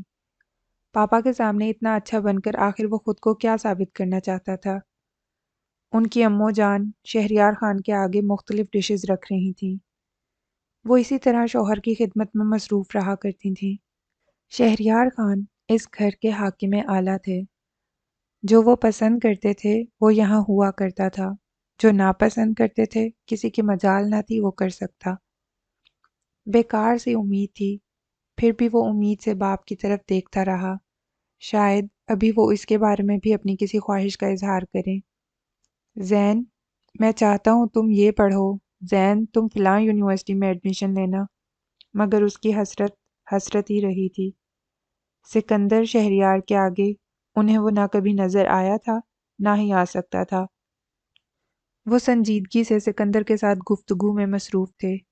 اس کے کریئر، پروفیشن اور مستقبل کے حوالوں سے انہوں نے کیا کیا پلان کر رکھا تھا، وہ یہ سب کچھ سکندر کو بتا رہے تھے، اور وہ جی پاپا، اچھا پاپا اور اوکے پاپا کہتا ان کے ہر پلان سے اتفاق کر رہا تھا۔ سکندر کی تمام کریئر پلاننگ شہریار خان نے کر رکھی تھی، جبکہ زین شہریار کے لیے ان کی کوئی کریئر پلاننگ نہ تھی۔ وہ جہاں بھی پڑھنا چاہے اور جو کچھ بھی پڑھنا چاہے انہیں کوئی اعتراض نہ ہوگا۔ وہ پیسہ اس پر بھی خرچ کریں گے، مگر اس کے لیے ان کے اس طرح کے کوئی خواب نہ تھے جیسے سکندر کے لیے، اور ان کے گھر کی اس اگلی ڈکلنگ نے ایسا کون سا کارنامہ سر انجام دے دینا تھا جو وہ اس سے امیدیں اور آس باندھتے۔ ان کی امیدوں کا مرکز تو ان کا 18 سالہ ولی عہد شہزادہ سکندر شہریار تھا۔ وہ اپنے اندر بہت سی کڑواہٹ محسوس کرتا ہوا سوچ رہا تھا۔ وہ کھانے کے بعد کمرے میں آ گیا تھا۔ عجیب سی ایک سوچ اس کے اندر آئی تھی، کاش ایسا ہو سکندر کا ہارورڈ میں داخلہ نہ ہو سکے۔ گویا ناممکن سی بات تھی، پھر بھی وہ سوچ رہا تھا، سکندر ہمیشہ ہی تو فاتح عالم نہیں ہوا کرتا، سکندر کبھی ہار بھی تو جاتا ہے، تو اب کی بار کیوں نہیں؟ وہ ایک ایسے گھرانے میں پیدا ہوا تھا جہاں تمام افراد غیر معمولی ہائی اچیورز تھے۔ اس کے دادا، اس کے پاپا، اس کا بھائی۔ اس کے پاپا بڑے فخریہ انداز میں اپنے والد کا ذکر کیا کرتے تھے۔ وہ اس زمانے میں کیمبرج پڑھنے گئے تھے، جب کسی کا بچہ اگر میٹرک پاس کر لیا کرتا تھا تو ماں باپ کے خوشی کے مارے پاؤں زمین پر نہ ٹکتے تھے۔ وہ اس زمانے میں نہ صرف یہ کہ کیمبرج میں پڑھ کر آئے تھے، بلکہ اپنے ڈپارٹمنٹ میں اپنی ذہانت اور قابلیت کا سکہ جما کر آئے تھے۔ پھر اس کے پاپا ہارورڈ سے پڑھے تھے، وہ وہاں کے گولڈ میڈلسٹ تھے۔ اس کے پاپا ایک مغرور آدمی تھے۔ ایسے ویسے لوگ اور ایسی ویسی کارکردگی تو ان کی نگاہ میں جچ ہی نہ سکتی تھی۔ وہ اپنے اونچے خاندان، اعلیٰ نسب اور اپنی خاندانی ذہانت اور قابلیت پر فخر کیا کرتے تھے۔ پیسہ تو بہت لوگ کما لیتے ہیں، پیسہ ہونا خوبی کی بات نہیں، خوبی کی بات تو آپ کا اعلیٰ نسب اور اعلیٰ تعلیمی قابلیت کا ہونا ہے۔ ان دو چیزوں کے ساتھ آپ نے پیسہ بھی کما لیا ہو تو یہ اصل فخر کی بات ہے۔ اس نے بچپن سے اپنے پاپا کے منہ سے یہی جملے سنے تھے، مگر دکھ کی بات یہ تھی کہ وہ اپنے باپ کے طے کردہ معیار کے مطابق ذہین اور قابل نہ تھا۔ وہ غیر معمولی قابلیت، ذہانت اور مثالی وجاہت کی حامل اپنی فیملی میں شاید سب سے بدصورت ہی ٹھہرتا۔ اس کے والد ایک بے تحاشا ہینڈسم آدمی تھے، ایک بھرپور مردانہ روبدار شخصیت کے حامل، مضبوط جسم، لمبا قد، چوڑا سینہ، چہرے پر گھنی مونچھیں، گہری سیاہ آنکھیں جن میں خوبصورتی اور ذہانت دونوں جھلکتی تھیں، لمبی مغروریت لی ناک، کشادہ پیشانی۔ وہ چلتے تو یوں لگتا کسی ریاست کا حاکم چل رہا ہو، بولتے تو ان کی شخصیت کے روب، بھاری مردانہ آواز اور جاہو جلال کے آگے بڑوں بڑوں کا پتہ پانی ہو جایا کرتا۔ وہ زندگی میں ہر جگہ، ہر میدان میں کامیاب ہوئے تھے۔ وہ ورلڈ بینک میں ایک انتہائی اونچی اور اہم پوسٹ پر جاب کر رہے تھے۔ ریٹائرمنٹ کے بعد انہیں پاکستان میں اپنا خاندانی بزنس سنبھالنا تھا، جسے ابھی اس کے دادا سنبھال رہے تھے۔ شہریار خان کی ملازمت کے سبب وہ سب لوگ واشنگٹن میں رہتے تھے۔ ان کی فیملی 4 افراد پر مشتمل تھی: شہریار خان، ان کی ماں جنہیں وہ بھائی امو جان بلایا کرتے تھے، اور وہ دونوں بھائی۔ ان کی ماں ایک بڑی ہی نرم خو اور مہربان خاتون تھی، نہایت دھیما بولنے والی، ہر ایک سے ہمدردی کرنے والی، اپنے بچوں اور شوہر پر جان چھڑکنے والی۔ وہ اعلیٰ تعلیم یافتہ خاتون تھیں، MBBS ڈاکٹر تھیں، مگر شادی کے بعد شہریار خان کے کہنے پر انہوں نے شوہر اور پھر بعد میں بچوں کی خاطر اپنے کریئر اور پروفیشن کی قربانی دے کر خود کو پوری طرح اپنے گھر کے لیے وقف کر دیا تھا۔ شہریار خان کا جس طرح کا مزاج تھا، وہ جس طرح اپنی بات منوانے کے عادی تھے، جس طرح کی حاکمانہ ان کی طبیعت تھی، ایسے مزاج کے حامل شخص کے ساتھ گزارا کرنا ان کی امو جان ہی کا وصف تھا۔ وہ شوہر کی ہاں میں ہاں ملانے والی اور شوہر کی ہر بات کو حکم کا درجہ دینے والی خاتون تھیں۔ ان کے شوہر نے کہہ دیا ہے، بس ان کے لیے حکم ہو گیا ہے۔ وہ شکل و صورت میں اپنی ماں پر تھا، اور ان کی ماں ایک خوبصورت خاتون تھی، سو وہ بھی خوبصورت تھا، مگر اس کا قد کاٹ اپنے باپ جیسا نہیں تھا۔ اس کی آنکھوں سے وہ روب اور ذہانت نہیں جھلکتی تھی جو اس کے باپ کی آنکھوں سے ظاہر ہوتی تھی۔ اس کی شخصیت میں وہ کرزما نہیں تھا جو اس کے باپ کی شخصیت میں تھا۔ یہ سب اگر کسی میں تھا تو صرف اور صرف سکندر شہریار میں۔ اسے اپنے بھائی کے ساتھ نہ دیکھا جاتا تو وہ ایک خوش شکل، ہینڈسم اور چارمنگ لڑکا تھا، مگر جہاں وہ دونوں بھائی ایک ساتھ ہوتے وہ پس منظر میں چلا جایا کرتا تھا۔ ایسا ہو ہی نہیں سکتا تھا کہ سکندر شہریار اور زین شہریار ایک ساتھ کسی جگہ پر ہوں اور دیکھنے والے اس کی طرف متوجہ ہو جائیں۔ بہت بچپنے میں وہ اس چیز کو زیادہ محسوس نہیں کیا کرتا تھا، گو یہ سمجھتا تھا کہ اس کے پاپا سکندر کو اس سے زیادہ اہمیت دیتے ہیں۔ ان دونوں بھائیوں کی عمروں میں 10 ماہ کا فرق تھا۔ وہ سکندر سے 10 ماہ چھوٹا تھا اور وہ نہیں جانتا تھا کہ وہ سکندر سے دنیا میں آنے میں 10 ماہ پیچھے نہیں، بلکہ اسے زندگی بھر ہر میدان میں سکندر سے چند قدم پیچھے رہنا تھا۔ جب وہ دونوں بھائی چھوٹے تھے وہ تب بھی محسوس کرتا تھا کہ پاپا کے لیے جو اہمیت سکندر کی ہے وہ اس کی نہیں ہے۔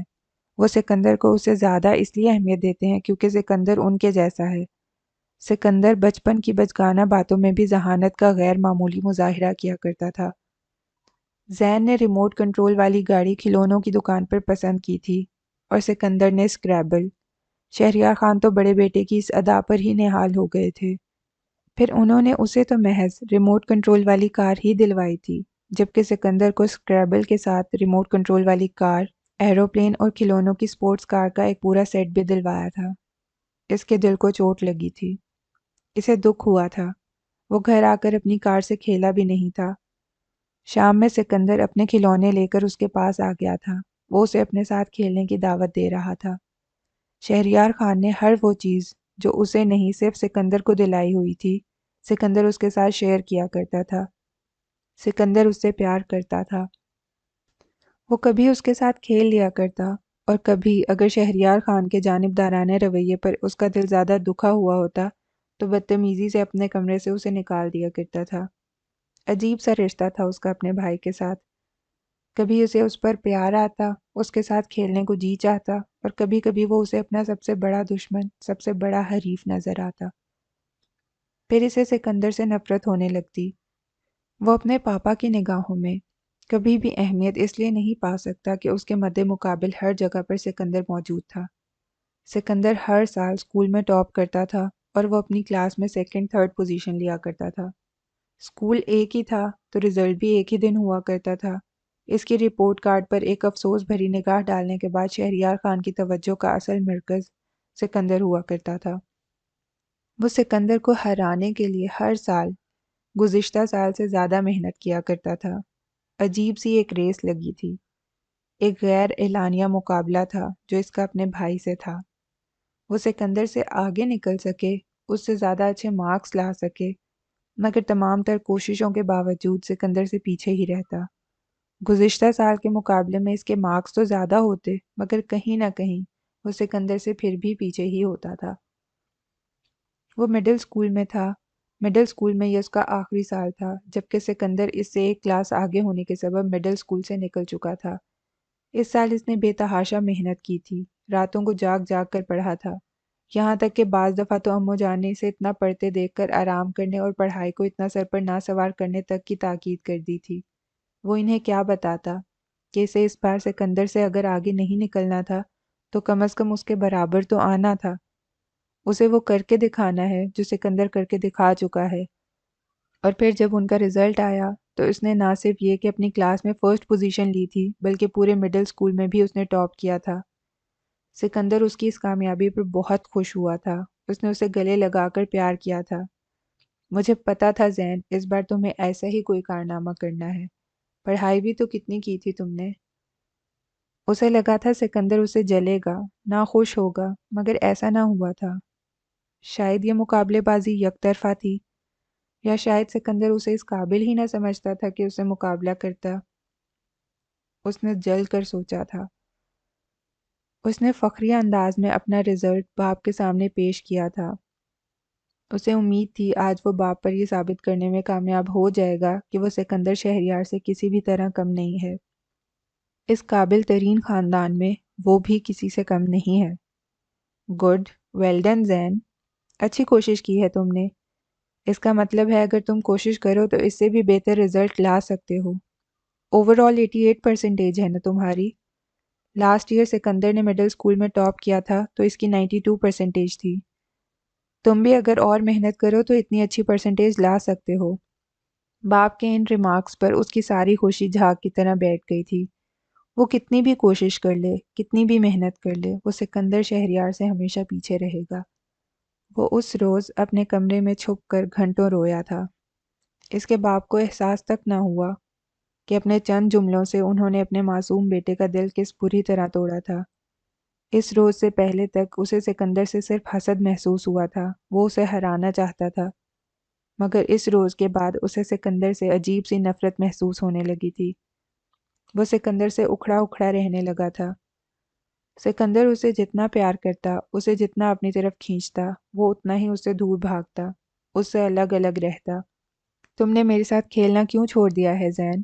اپنے الگ دوست بنا لیے ہیں، ان کے ساتھ کھیلتے ہو، میرے ساتھ نہیں، کیوں؟ وہ اس کے پاس آ کر اس سے پوچھ رہا تھا۔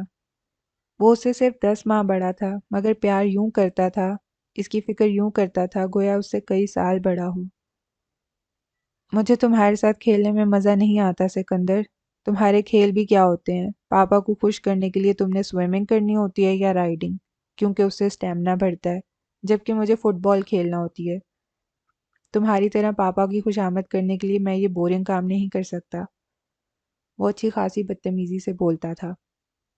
سکندر کے چہرے پر ایک دم ہی شرمندگی اور دکھ آ گیا۔ اس کے تلخ اور بدتمیز لہجے نے سکندر کے دل کو دکھایا ہے، وہ جانتا تھا، مگر پھر بھی اس نے اپنے دل کو کٹھور بنا لیا تھا۔ سکندر ہر چند کوشش کرتا رہتا کہ وہ اس سے قریب ہو جائے، مگر اس نے اس کی کوششوں کو کبھی کامیاب نہ ہونے دیا تھا۔ اس نے اپنے دوست، اپنی دلچسپی، سب سکندر سے اس حد تک الگ کر لی تھی کہ بعض اوقات دن بھر میں صرف کھانے کی میز پر ہی ان دونوں بھائیوں کی ملاقات اور گفتگو ہوا کرتی تھی۔ اس نے خود کو بظاہر بڑا لاپرواہ اور مضبوط سا بنا لیا تھا، جیسے اب اسے اس بات سے کوئی فرق نہیں پڑتا کہ پاپا سکندر کو اس سے زیادہ کیوں اہمیت دیتے ہیں، جیسے اسے اس بات سے کوئی فرق نہیں پڑتا کہ وہ سکندر سے ہمیشہ کیوں پیچھے رہ جاتا ہے، وہ اس کی طرح غیر معمولی کیوں نہیں۔ مگر 17 سال کی عمر میں وہ اندر سے آج بھی وہی بچہ تھا جو باپ کی ایک نگاہ التفات کے لیے ہر وقت بے چین رہا کرتا تھا، جو چاہتا تھا وہ سکندر سے بڑھ کر کچھ ایسا کر دکھائے کہ اس کے پاپا اسے سکندر کی مثال نہ دے سکیں، بلکہ سکندر کو اس کی مثال دیں۔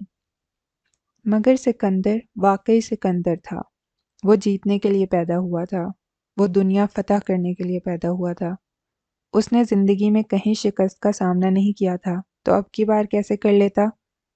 اس کا ہارورڈ میں ایڈمیشن ہو گیا تھا۔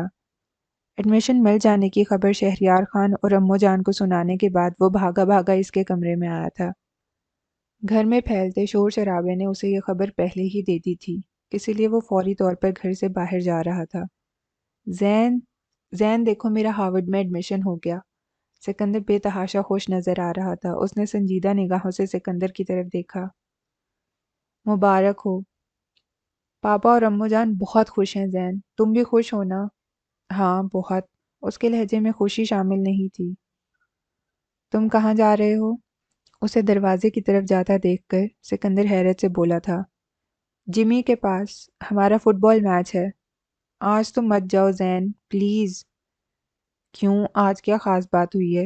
تمہارا ایڈمیشن؟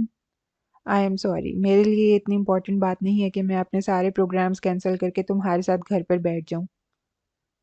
امو جان اور پاپا کے سامنے تو ہرگز نہیں، مگر اکیلے میں وہ سکندر کے ساتھ اسی ٹون میں بات کیا کرتا تھا، بلکہ سکندر کی بات کا جواب دیا کرتا تھا، کیونکہ خود سے تو وہ اسے بہت ہی کم مخاطب کیا کرتا تھا۔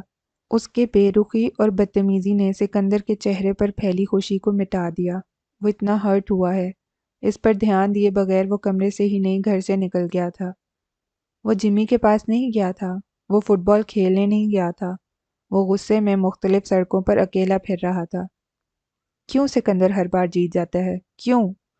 کیا ہو جاتا اگر زندگی میں ایک بار وہ ہار جاتا؟ وہ جانتا تھا بچپن سے دہرائی جاتی کہانی ایک بار پھر دہرائی جانی تھی۔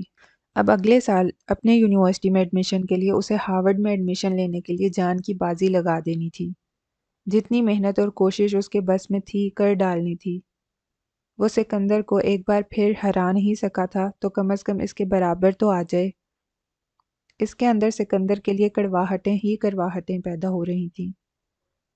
باپ نے اس سے کوئی امید نہ باندھی تھی، مگر وہ خود اپنے آپ سے یہ ضد باندھ رہا تھا کہ اگلے سال اسے ہر حالت اور ہر قیمت پر ہارورڈ میں ہی داخلہ لینا ہوگا۔ رات کے خواب کے اس پر ابھی تک اثرات تھے۔ اس کی طبیعت ٹھیک نہیں تھی۔ اتنے کم دنوں کے وقفے سے وہ خواب پھر نظر آ کر اس کی تمام توانائیاں نچوڑ کر لے گیا تھا۔ کل رات نیند لانے کے لیے اس نے دوا لے لی تھی، کیونکہ اس کے سر میں شدید درد تھا اور اسے محسوس ہوا تھا کہ اس کے لیے چند گھنٹوں کی نیند بے حد ضروری ہے، مگر وہ چند گھنٹوں کی نیند ہی اس کے لیے بے پناہ اذیتوں کا باعث ثابت ہوئی تھی۔ خواب سے بیداری کے بعد وہ پھر اسی درد اور اذیت میں مبتلا ہو گیا تھا۔ وہ 32 سال کا بظاہر بہت صحت مند اور بھرپور مرد نظر آتا تھا، مگر اس کے ساتھ صحت کے کئی مسائل تھے۔ وہ ڈپریشن کا مریض تھا، اسے انسومنیا کی بھی تکلیف تھی، اسے ڈراؤنے خواب آتے تھے اور یہ ڈراؤنے خواب اپنے ساتھ اس کے لیے مائیگرین کا درد لے آتے تھے۔ اس کی گردن کے پچھلے حصے سے ایک شدید درد اٹھتا تھا جو اس کے کندھوں، ہاتھوں اور سر تک پھیل جایا کرتا تھا۔ ڈاکٹر نے اسے اعصابی درد بتایا تھا، اس کی میڈیسنز بھی دے رکھی تھیں، اسے خوش رہنے اور کوئی بھی پریشان کن بات نہ سوچنے کی ہدایت کر رکھی تھی۔ مگر کیا خوش رہنے کی کوشش کرنے سے انسان خوش رہ سکتا ہے؟ ڈاکٹر نے اس کی تمام تکالیف کا سبب اس کے ڈپریشن اور زندگی سے نا امیدی کو قرار دیا تھا۔ یہ وجوہات ختم کرنے سے وہ قاصر تھا، سو وقتاً فوقتاً اٹھتے اس درد کو خاموشی سے سہ لیا کرتا تھا۔ کبھی نہ ہوتا تو یہ درد مہینوں نہ ہوتا، اور اگر ہونے پر آتا تو کئی کئی دن اس کو نڈھال اور اذیت میں مبتلا کیے رکھتا تھا۔ اس درد کے ساتھ اس کے اندر غصہ اور زندگی سے نفرت لوٹ آیا کرتی تھی۔ وہ بہت غصیلا ہو جاتا تھا، معمولی سی باتوں پر اسے غصہ آنے لگتا تھا۔ ڈاکٹر نے اسے بتایا تھا کہ یہ غصہ در حقیقت اس کے اندر کی اداسیاں اور محرومیاں تھیں۔ جیسے جیسے یہ درد بڑھتا اس کا ڈپریشن بھی بڑھتا اور اس کے اندر اپنی زندگی ختم کر لینے کی خواہش پھر سے بیدار ہونے لگتی تھی۔ یہ کیفیت مستقل نہیں رہتی تھی، کبھی چند دن، کبھی چند گھنٹے اور کبھی محض چند منٹ، مگر یہ اس کا مستقل طور پر پیچھا بھی نہیں چھوڑتی تھی۔ طبیعت جیسی بھی تھی، اسے دفتر تو ہر حال میں جانا تھا۔ وہ ہوٹل میں بیٹھ کر اس درد کے نخرے اٹھانے کے موڈ میں نہیں تھا۔ اس پر طاری ہوا خود کو ختم کر دینے کا احساس اسے خود کو تکلیف اور اذیت دینے پر اکسا رہا تھا۔ اس کی گردن میں اس شدت کا درد تھا کہ وہ اپنی گردن دائیں بائیں گھما نہیں پا رہا تھا۔ سر اس درد سے پھٹتا ہوا محسوس ہو رہا تھا، سانس بھی جیسے کھینچ کھینچ کر آ رہی تھی، مگر وہ روز کی طرح تیار ہو کر آفس جا رہا تھا۔ دفتر میں وہ کسی کو پتہ نہیں چلنے دے رہا تھا کہ اسے کتنی شدید تکلیف ہے۔ اسے گردن دائیں بائیں نہ گھماتا دیکھ کر زیادہ سے زیادہ کسی نے کچھ سوچا ہوگا تو یہ ہی کہ رات سوتے میں اس کی گردن میں کوئی جھٹکا وٹکا آ گیا ہے۔ رابرٹو نے تو اس سے یہ بات پوچھ بھی لی تھی۔ ہاں، سوتے میں جھٹکا آ گیا تھا، اس نے رابرٹو کی بات کا اس بات میں جواب دیا تھا۔ رابرٹو اپنی بیوی اور بچے کے ساتھ 4-5 دنوں کے لیے گھومنے پھرنے وینس جا رہا تھا۔ تم بھی وینس ضرور جانا سکندر، اٹلی آئے ہو، وینس گھومے بغیر واپس چلے گئے تو تمہارا ٹرپ ادھورا رہ جائے گا۔ روم، جہاں وہ قیام پذیر تھا، سکندر کو اسے دیکھنے اور وہاں گھومنے پھرنے کا کوئی شوق نہ تھا، تو وہ اٹلی کے کسی اور شہر میں کیا جاتا۔ بہرحال اس نے ہاں کوشش کروں گا کہہ کر روبرٹو کی اس بات کا بھی اس بات ہی میں جواب دیا تھا۔ آج رات اسے آفس کے انتہائی اہم کام سے نیپلز جانا تھا۔ وہاں کی ایک کمپنی کی ان کی کمپنی کے ساتھ ایک انتہائی اہم نوعیت کی میٹنگ تھی۔ آفس کی جانب سے اس کے جانے کے تمام انتظامات مکمل تھے۔ اٹلی کی انتہائی تیز رفتار اور مہنگی ٹرین الٹا ویلوسیٹا جو اٹلی کے مختلف شہروں کے درمیان چلا کرتی تھی، اس میں اس کی سیٹ بک کروائی جا چکی تھی۔ ٹرین نے اسے 1.25 گھنٹے میں نیپلز پہنچا دینا تھا۔ صبح 8:30 بجے اس کی میٹنگ تھی اور میٹنگ سے قبل چند گھنٹے گزارنے کے لیے آفس کی جانب سے نیپلز کے ایک پر آسائش ہوٹل میں اس کے لیے روم بھی بک کروایا جا چکا تھا۔ وہ آفس میں پورا دن گزار کر شام میں ہی اٹھا تھا۔ درد تھا تو ہوا کرے، اس نے واپسی کے لیے روزانہ کی طرح واک کرنے کا فیصلہ کیا۔ وہ میٹرو، ٹیکسی یا آفس کی گاڑی میں اپنے ہوٹل نہیں جائے گا، اس نے خود سے سوچا تھا۔ ابھی ویا باربرینی پر ہی تھا جب پیچھے سے ایک گاڑی سے ہارن دیتی اس کے نزدیک آ کر رکی۔ دیکھو، تقدیر نے پھر ہمیں ملا دیا، لیزا ہنس کر گاڑی کا شیشہ نیچے کرتی ہوئی اس سے بولی تھی۔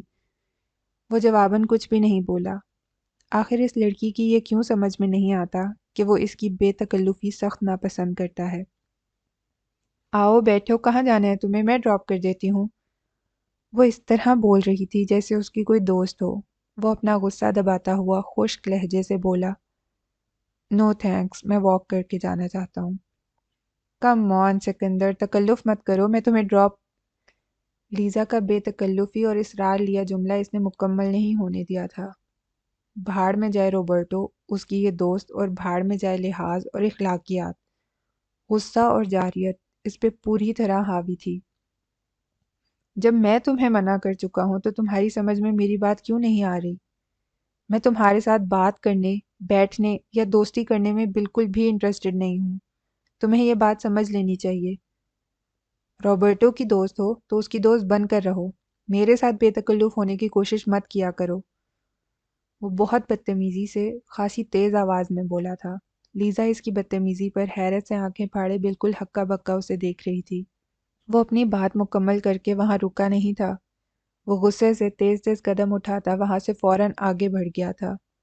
وہ اپنے ہوٹل آ چکا تھا۔ اسے شدید تکلیف تھی۔ وہ آتے ہی بغیر لباس تبدیل کیے بیڈ پر لیٹ گیا تھا، مگر اسے لیٹنے میں بھی بہت تکلیف ہو رہی تھی کیونکہ گردن، کندھے اور بازوؤں میں درد کی شدت کے سبب وہ اپنی مرضی کے مطابق کروٹ بھی نہیں لے پا رہا تھا۔ اس کے سر میں ناقابل بیان حد تک درد تھا۔ جب یہ درد حد سے بڑھتا محسوس ہوا تب وہ بیڈ سے اٹھا۔ اس نے گلاس میں پانی نکالا اور خالی پیٹ وہ تیز اثر دوا لے لی جو ڈاکٹر نے اس کے درد کے لیے اسے بتائی تھی۔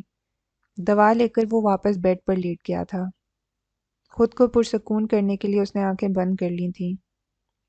اس دوا سے درد کم ہونے کے ساتھ نیند بھی طاری ہوا کرتی تھی۔ تھوڑی دیر بعد اس نے خود پر نیند کا غلبہ محسوس کیا تو سوچا کہ اچھا ہے وہ تھوڑی دیر سو لے، ابھی اس کی روانگی میں خاصے گھنٹے باقی ہیں۔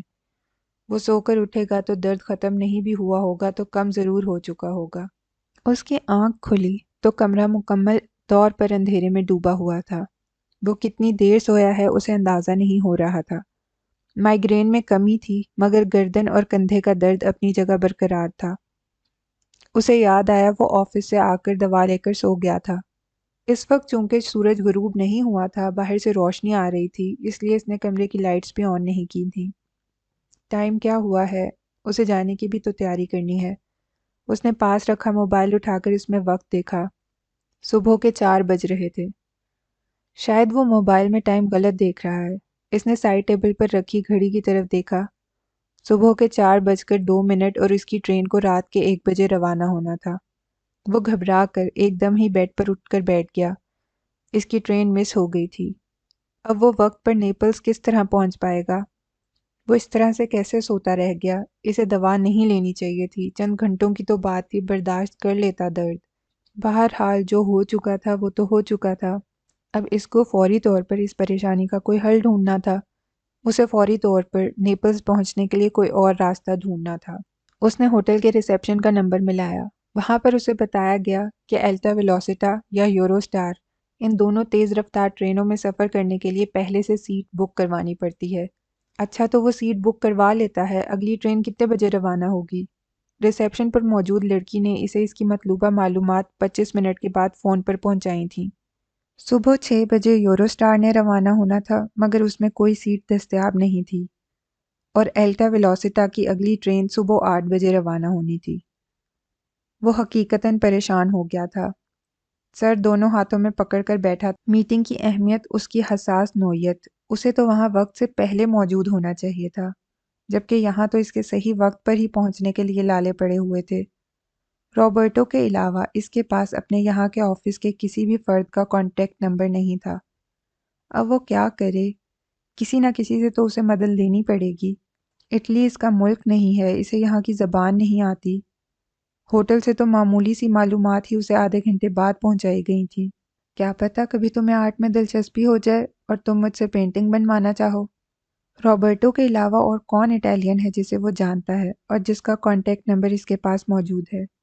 اس نے ذہن دوڑانا شروع کیا تو ایک دم ہی اسے 2 روز قبل لیزا کے ساتھ لنچ کرنا اور اس کا اسے اپنا فون نمبر دینا یاد آیا۔ اس نے وہ چٹ کہاں رکھی تھی؟ پھینکی تو نہیں تھی؟ یہ تو اسے یاد تھا۔ ہاں، روبرٹو کے سامنے مروت ظاہر کرنے کو اس نے وہ چٹ جیب سے اپنا والیٹ نکال کر اس میں رکھی تھی۔ وہ ایک دم ہی تیز رفتاری سے اٹھا، والیٹ اس کے کوٹ کی جیب میں تھا اور کوٹ صوفے پر پڑا تھا۔ اس نے جلدی سے والیٹ میز پر پورا کا پورا خالی کر دیا۔ اس میں سے وہ چٹ نکل آئی تھی، وہ لیزا کا موبائل نمبر تھا۔ اس نے تیز رفتاری سے وہ نمبر ڈائل کیا۔ وہ نیپلز جلدی پہنچنے کا کوئی متبادل ذریعہ اس سے پوچھ لے گا۔ اس کا تو یہ ملک ہے، وہ اسے ضرور کوئی متبادل بتا سکے گی۔ بیل جا رہی تھی۔ مگر یہ ٹائم کیا اسے فون کرنے کا مناسب ٹائم ہے؟ اس نے گھڑی کی طرف دیکھا جو 4:45 بجا رہی تھی۔ وہ لیزا کا دوست نہیں، اس کا لیزا پر ایسا کوئی حق نہیں کہ وہ اسے بے وقت فون کھڑکائے، جبکہ گزشتہ شام اس سے کافی ٹھیک ٹھاک بدتمیزی بھی کر چکا ہے۔ اس خیال کے آنے کی دیر تھی، اس نے فوراً ہی لائن کاٹ دی تھی۔ نہیں، لیزا کو فون کرنا بالکل بھی مناسب نہیں ہے۔ ابھی اس نے لائن کاٹی ہی تھی کہ لیزا کے نمبر سے اس کے موبائل پر کال آنے لگی۔ اس نے فوراً ہی کال ریسیو کی تھی۔ ہیلو، وہ آہستگی سے بولا تھا۔ جواباً وہ اٹالین میں روانی سے کوئی جملہ بولی تھی جو ظاہر ہے اس کی سمجھ میں نہیں آیا تھا۔ وہ جواباً انگریزی میں بولا تھا، لیزا، یہ میں ہوں، سکندر۔ اوہ سکندر، تم ہو؟ وہ جیسے انجانے نمبر سے کال کرنے والے کو شناخت کر پائی تھی۔ میرے پاس انون نمبر سے کال آئی تھی اور پھر فوراً ہی لائن کٹ گئی، تو میں نے حیران ہو کے سوچا کون ہے جو اس وقت فون کر رہا ہے، اسی لیے میں نے کال بیک کی۔ وہ اپنے اسی مخصوص خوش اخلاق انداز میں بولی تھی۔ آئی ایم سوری، میں نے تمہیں غلط وقت پر کال کی۔ کوئی بات نہیں، میں جاگی ہوئی تھی۔ تم بتاؤ کیسے فون کیا تھا؟ کوئی پرابلم؟ وہ کل اس سے کتنی بدتمیزی سے پیش آ چکا ہے، اس بات کا ہلکا سا بھی تاثر اس کے لہجے میں موجود نہیں تھا۔ اس کی وہی بے تکلفی و خوش دلی کی آواز اس کی سماعتوں سے ٹکرا رہی تھی۔ مجھے صبح 8 بجے نیپلز پہنچنا ہے، ایک بہت ہی اہم میٹنگ کے لیے۔ اتفاق سے میری آنکھ لگ گئی اور میری ٹرین مس ہو گئی ہے۔ پلیز مجھے یہ گائیڈ کر دو کہ میں اب کس طرح سے سفر کروں کہ ٹائم پر پہنچ جاؤں۔ تمہیں نیپلز جانا ہے؟ اس نے سوچنا شروع کر دیا۔ جہاز کا آپشن تو فضول ہے، فلائٹ کا ٹائم تو 1 گھنٹے سے بھی کم ہے، مگر یہاں سے ایئرپورٹ پہنچتے، پھر وہاں تمام فارمیلٹیز سے گزرتے سفر کرنے کے بعد نیپلز پہنچو گے، تو وہاں بھی ایئرپورٹ سے شہر کے مرکز تک پہنچنے میں تمہیں کئی گھنٹے لگ جائیں گے۔ جتنی بھی فاسٹ ٹرینز ہیں ان میں تمہیں کم سے کم بھی 1 دن پہلے سیٹ بک کروانی پڑے گی، کیونکہ ٹورسٹ سیزن ہے اور ان پر رش ہوگا۔ اور سلو ٹرینز پہ پہنچنے میں تمہیں 3 سے 3.5 گھنٹے تقریباً لگ جائیں گے۔ وہ جیسے مختلف آپشنز پر غور کرتی جلدی جلدی بول رہی تھی۔ بائی روڈ، وہ ایک دم ہی بولی تھی، تمہیں بائی روڈ نیپلز جانا چاہیے۔ صبح سویرے کا وقت ہے، اس وقت تمہیں زیادہ ٹریفک نہیں ملے گی، اور اگر ڈرائیور مجھ جیسا ہو تو تم 2.5 گھنٹے میں نیپلز پہنچ جاؤ گے۔ وہ ہنس کر بولی۔ ابھی وہ جواباً کچھ بول بھی نہیں پایا تھا کہ وہ فوراً ہی مزید بولی، تم مجھے اپنے ہوٹل کا نام بتاؤ، میں تمہارے پاس آ رہی ہوں۔ جتنی دیر مجھے پہنچنے میں لگے گی تم اس میں اپنی تیاری کر لو۔ وہ اس سے صرف مشورہ اور حل معلوم کرنا چاہتا تھا، اس کی مدد نہیں لینا چاہتا تھا۔ یہ بالکل بھی مناسب نہیں تھا، اپنی وجہ سے کسی کو زحمت دینا، نیند سے اٹھانا اور پھر دوسرے شہر جانا۔ تم زحمت مت کرو لیزا، میں اسے خود نہیں پتا تھا وہ کس طرح بائی روڈ نیپلز پہنچ جائے گا۔ ٹیکسی وغیرہ کا بھی اگر بندوبست کرتا تو زبان کا مسئلہ راستے میں اور منزل تک پہنچنے میں درپیش آ سکتا تھا۔ لیزا اس کے ادھورے جملے کے جواب میں فوراً بولی تھی، ابھی ان فارمیلٹیز کو رہنے دو، اس وقت تمہارے لیے اہم ہے وقت پر نیپلز پہنچنا۔ تم جلدی سے تیاری کرو، میں فوراً پہنچ رہی ہوں۔ ہاں، اس وقت اسے مسئلے کا حل ڈھونڈنا تھا۔ اس نے نیم رضامندی کے ساتھ لیزا کو اپنے ہوٹل کا نام بتا دیا تھا۔